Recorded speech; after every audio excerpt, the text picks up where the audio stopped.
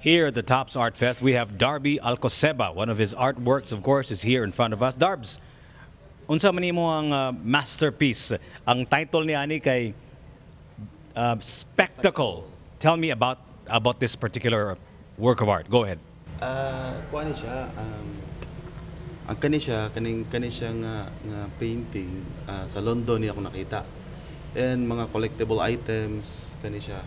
And ako nakita since realist artist ko, born Cebuano, realist artist. So kuha siya mostly sa mga Cebuano, mga traditional man.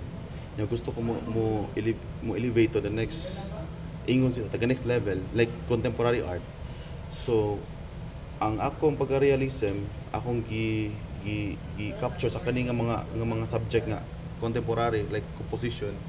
And then murag wala may nagbutag kinani, murag nag-invite sa viewer, palahi isa do. So kaning 50% off nga kaning sign diri sa looks like a window of a store, right? Are these actual signages kaning sale or imo na ning gi-add sa imuhang painting? Actual. Lain-lain siya nga kuan, lain siya nga kanang kuan nga store, lain siya nga window, niya akong gi-compose. Akong gikuan, akong i-combine mo. Tanan, di ko gi-combine ako tanan. And kaning sale sa tinud-anay nag-invite manig mga viewer. Before ka mo duol sa kakuan, naman kailan ang red, mo na siyang red kang red, which is warm, dali kikon sa mata, maka-capture sa mata.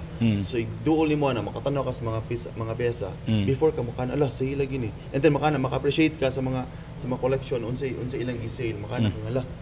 Okay, nice. And akong giput sa painting. Kay para nako kuan, mas mayaman ko mo capture ka og kanang essence nga kanilang sa show, gi-consider nako ang show is competition siya ba? Like makagather ka viewer sa imong artwork nga dili no need to explain.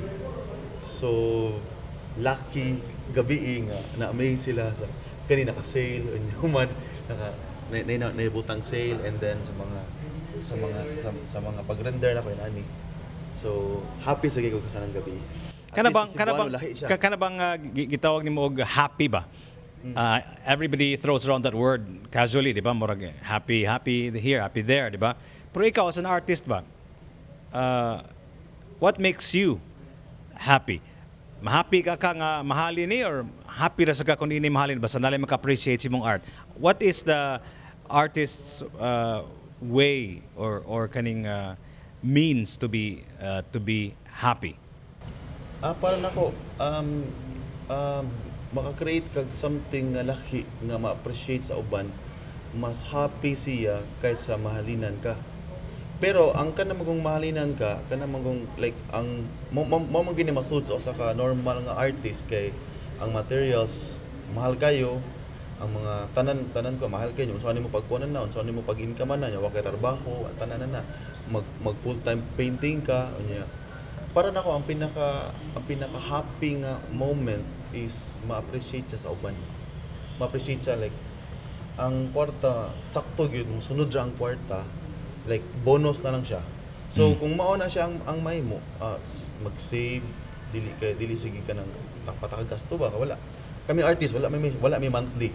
Kuan lang save unya, focus ka sa imong mahog siya kanang legacy ba, like 100 years, 50 years, 30, 40 years from now, wala na tanan. And then, kanina pa. So it will outlive you. It will outlive you.